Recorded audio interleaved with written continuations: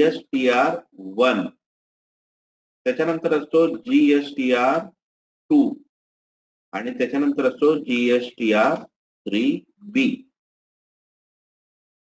तर GSTR जो 1 आहे तो असतो आपण जो काही सेल करेल त्या सेलच्या संदर्भामध्ये असतो. जे आपण असं गृहीत धरूया की 1 एप्रिल ते 30 एप्रिल पर्यंत जेवढा काय आपण सेल करील त्या सगळ्याची इन्फॉर्मेशन आपल्याला नेक्स्ट मंथ मध्ये जे मे महिन्यामध्ये द्यायची असते. आता हे आपल्याला स्वतःला द्यावी लागते. GSTR2 जे आहे ते स्वतःला द्यावं लागत नाही, ते परचेसशी संबंधित आहे. आता जेव्हा तुम्ही एकाकडून ज्याच्याकडून परचेस कराल तो काय करेल, आपण जसं ही सेलची माहिती दिली तसं तोही व्यक्ती सेलची माहिती देईल आणि सेलची माहिती देत असताना ती व्यक्ती काय करेल, तुमचा GSTR नंबर GST नंबर जो आहे तो टाकेल. ऑटोमॅटिक तुमच्या GST नंबरला काय होईल, त्याचं बिल दिसायला लागेल. याला म्हणतात ऑटो अपडेटेड. हे ऑटो येतं, आपण फक्त चेक करायचं की आपण ज्याच्याकडून खरेदी केलेलं आहे त्यानं बिल आपलं अपलोड केले की नाही. तर हे आहे GSTR2, ज्याला आता सध्या GSTR2A असं म्हणतात. आणि GSTR3B जो आहे, GSTR3B हा कशासाठी आहे, तर तुम्ही सेल केल्यानंतर तुमच्याकडे जेवढा GST आला त्यातून तुम्ही परचेस केल्यानंतर जो तुम्ही GST भरलेला आहे तो वजा करून जी काही अमाऊंट राहणार आहे ती अमाऊंट आपण काय करायचं आहे, गव्हर्नमेंटला द्यायची आहे आणि ते तिथं तुम्ही पैसे भरायचे. त्याला म्हणायचं GSTR3B. आत्ताचे स्टँडर्ड हे आहे बघा, ह्या दोन गोष्टी रिटर्न्स आपल्याला भराव्या लागतात, GSTR1 आणि GSTR3B. आता GSTR1 जे भरायची मुदत आहे ती ही समजा 1 एप्रिल ते 30 एप्रिल. तो जो GSTR1 चा रिपोर्ट आहे तो तुम्ही मे महिन्याच्या 11 तारखेपर्यंत भरायचा आहे. परंतु आता सध्याची प्रोसिजर अशी आहे, आता सध्या सगळी काय करतात बघा, पूर्वी असं होतं, पहिल्यांदा अगदी नवीन आलं, पहिल्यांदा तुम्ही GSTR1 भरायचा 10 तारखेपर्यंत, त्याच्यानंतर 15 तारखेपर्यंत GSTR2A आणि त्याच्यानंतर 20 तारखेपर्यंत GSTR3B. आता अजून लोकांना जीएसटीची हळूहळू सवय लावाले गव्हर्नमेंट. आता काय करतात, सगळे पहिल्यांदा GSTR3B भरतात आणि त्याच्यानंतर तुम्ही GSTR1 भरलं तरी चालतं, परंतु त्याला मुदत दिलेली आहे. आता पुढं काही दिवसांनी काय होणार आहे मी ह्या वेबिनारच्या शेवटी मी तुम्हाला सांगेनच. फक्त आता तुम्ही एवढंच लक्षात ठेवायचं आहे की तुम्ही जो काही माल सेल केलेला आहे कुणाकुणाला त्या सगळ्यांचा रिटर्न्स मध्ये उल्लेख करणं आणि तो जीएसटीच्या पोर्टलला भरणं, याला काय म्हटलं जातं, GSTR1, आणि जो आजच्या वेबिनार मध्ये आपण बघणार आहोत. आता GSTR1 मध्ये पहिलं तुमचा बिझनेस असू शकतोय B2B इनवॉइस. म्हणजे काय, तुम्ही पण बिझनेसमन आहात आणि तुम्ही ज्याला विकलेला आहात त्याला तो पण बिझनेसमन आहे. अशांच्या बरोबर जर तुमचा बिझनेस झाला तर त्याला काय म्हणतात, B2B sale, B2B invoice, B2B sale. मग आता तुम्हाला कसं कळेल समोरचा माणसाचा बिझनेस आहे की नाही, कशावरनं लक्षात येईल सांगा बघू. तुमच्यापैकी कोणाच्या लक्षात येते ही गोष्ट, समोरच्या ज्याला आपण विकणार आहे त्याचा बिझनेस आहे की नाही हे कसं कळेल आपल्याला.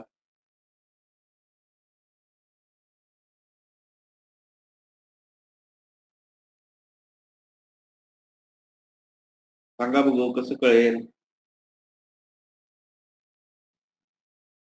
बघा, मी जर जीएसटी ला रजिस्टर आहे तर माझ्याकडे पण जीएसटी नंबर असणार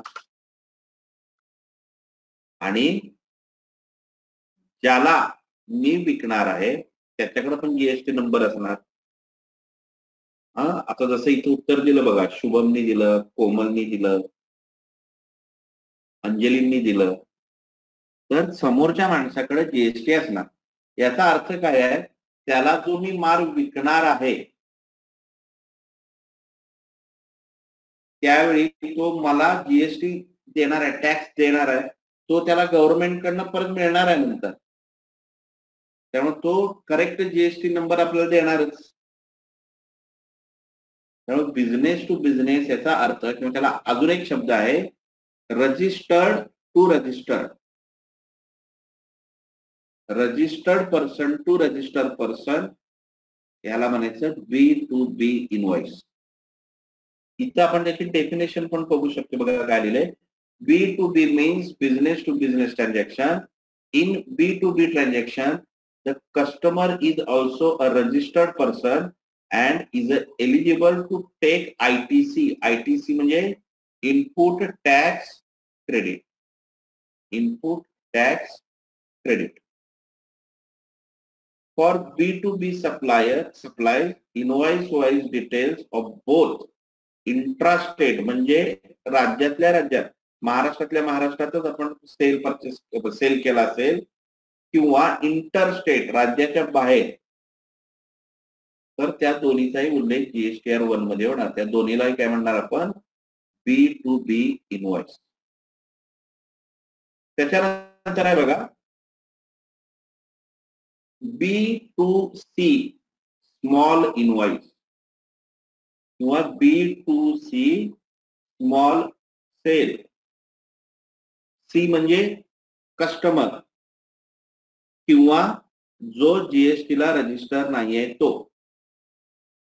B2C small invoice, it means business to small customer invoice. Sale is central unregistered person to amount is up to 2,03,000. Sale is local to unregistered person. आता लक्षात घ्या, B2C स्मॉल कशाला म्हटलं जातं, समजा मी महाराष्ट्रातल्या महाराष्ट्रात सेल करालोय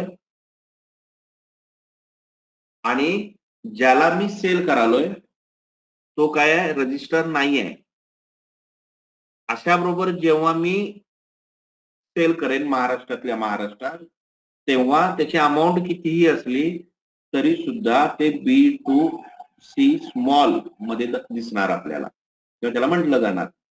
आता महाराष्ट्राच्या बाहेर जर मी एखाद्याला सेल केला तर त्याची जर अमाऊंट 2.5 लाखाच्या आत असेल तर ती सुद्धा कुठं दाखवली जाईल, B2 स्मॉल मध्ये. B2 स्मॉल इनवॉइस कशाला म्हणायचं किंवा B2C स्मॉल सेल कशाला म्हणायचं, एकतर महाराष्ट्रातल्या महाराष्ट्रात तो जर रजिस्टर नसेल तर कितीही रुपयाचा सेल झाला तरी तो B2C स्मॉल मध्ये येणार. मग तो 5 लाखाचा झाला तरी B2C स्मॉल मध्ये.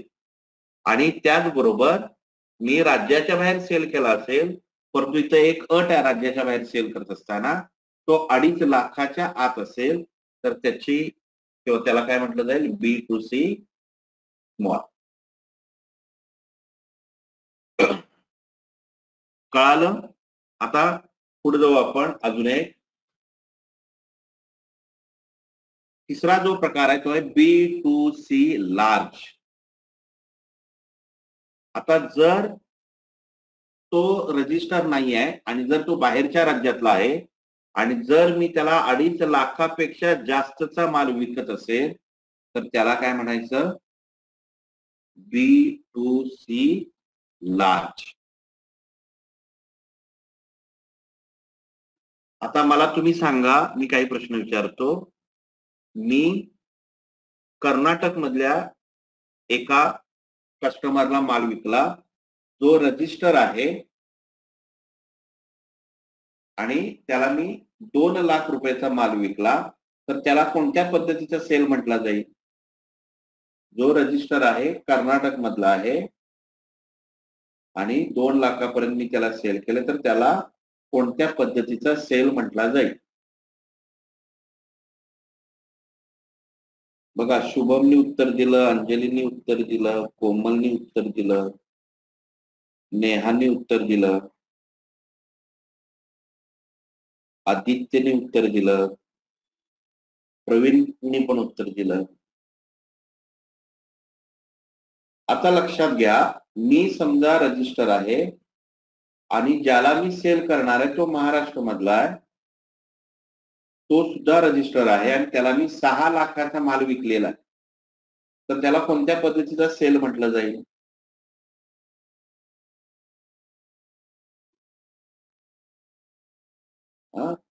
म्हणजे इथे एक गोष्ट लक्षात ठेवण्यासारखी अशी आहे की तो महाराष्ट्रातला असू दे किंवा महाराष्ट्राच्या बाहेरचा असू दे, तो जर रजिस्टर असेल तर कितीही रुपयाचा सेल होऊ दे, त्याला आपण काय म्हणणार?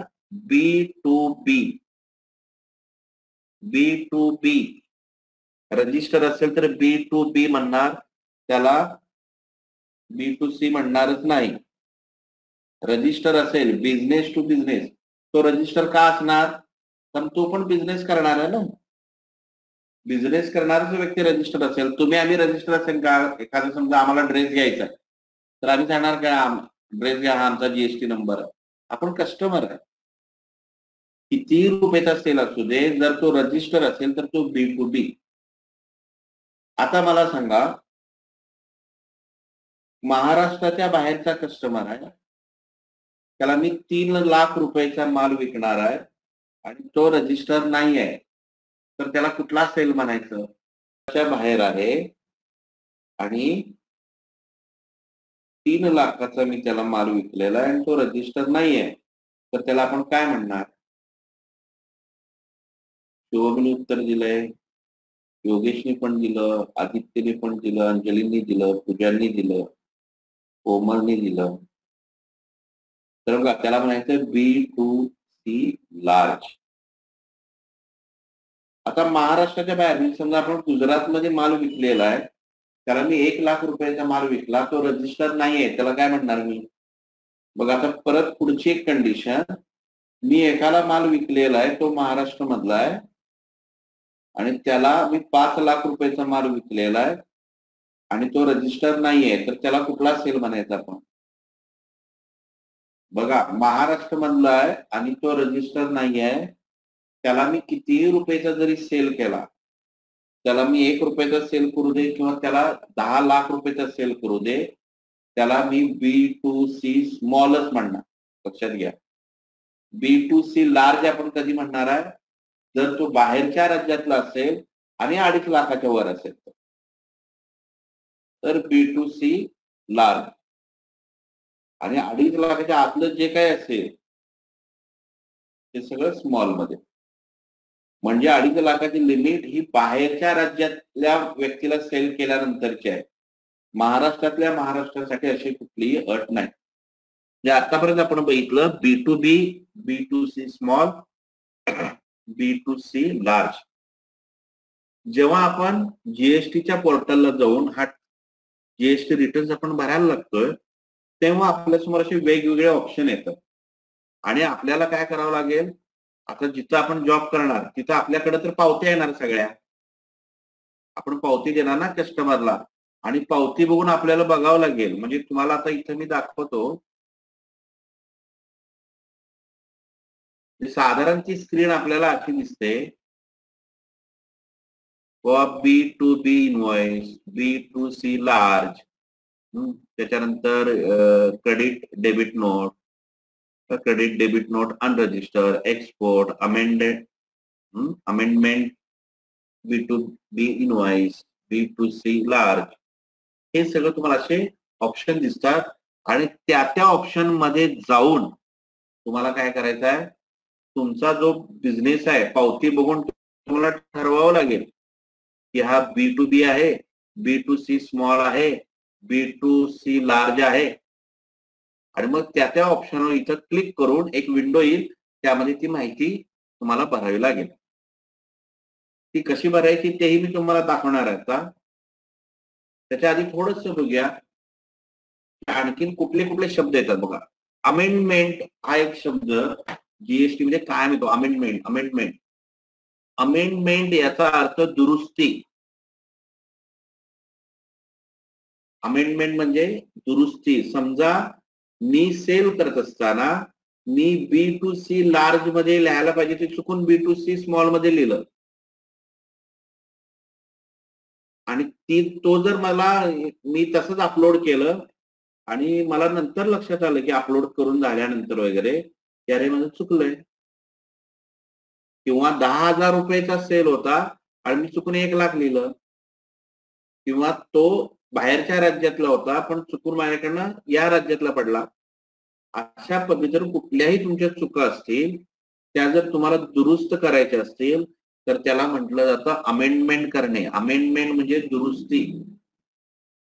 आणि आता मगाशी मी जी चौकोनी तुम्हाला बॉक्स दाखवले तशा अमेंडमेंटचे वेगवेगळे बॉक्स असतात. B2B अमेंडमेंट म्हणजे काय की जर बिझनेस टू बिझनेसचा जो सेल आहे त्याच्यामध्ये काही दुरुस्ती असतील तर तुम्हाला यामध्ये जावं लागेल आणि ती दुरुस्ती करावी लागेल. कारण जिथून तुम्ही अपलोड केले पुन्हा तिथं जाऊन आपल्याला दुरुस्त काहीही करता येत नाही. त्यासाठी वेगळा ऑप्शन असतोय B2B अमेंडमेंट नावाचा. तिथं जाऊन तुम्ही त्याला क्लिक करायचं आणि मग तुम्ही काय करणार तिथं जाऊन दुरुस्त्या करणार.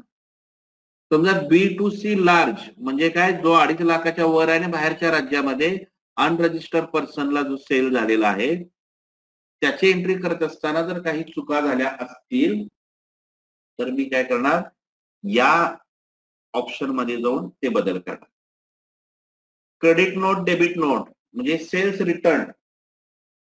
आपल्याला माल काही परत आलाय आणि तो जो परत आल्याची मी नोंद केलेली आहे त्यामध्ये काही बदल करायचे असतील रजिस्टर पर्सन म्हणजे कुठं B2B मध्ये सेल्स रिटर्न झालेला आहे आणि त्यामध्ये जर काही दुरुस्त्या करायच्या असतील तर मी कुठं करणार इथं जाऊ आणि B2C स्मॉल किंवा B2C लार्ज जे अनरजिस्टर्ड आहे त्याच्यामध्ये जर काही बदल करायचे असतील दुरुस्त्या बदल म्हणजे दुरुस्ती तर ते अमेंडमेंट या बॉक्समध्ये जाऊन करता येतं आपल्याला. एक्सपोर्ट इनव्हॉइस अमेंडमेंट म्हणजे काय जर तुम्ही बाहेर माल पाठवत असाल आणि त्याच्यामध्ये जर काही चुका झाल्या असतील त्या दुरुस्त करायच्या असतील तर तुम्हाला कुठे जायचं आहे एक्सपोर्ट इनव्हॉइसेस अमेंडमेंट. हे थोडक्यात तुम्ही आता एक शब्द नेहमी लक्षात ठेवायचा अमेंडमेंट म्हणजे ऑलरेडी एंट्री केलेली आहे आपण अपलोड केलेला आहे परंतु नंतर आपल्या असं लक्षात आलं की काही माझी चूक झालेली आहे आणि ती मला आता चूक दुरुस्त करायची आहे तर त्यासाठी तुम्हाला अमेंडमेंट मध्ये जाऊन ती दुरुस्ती करावी लागते.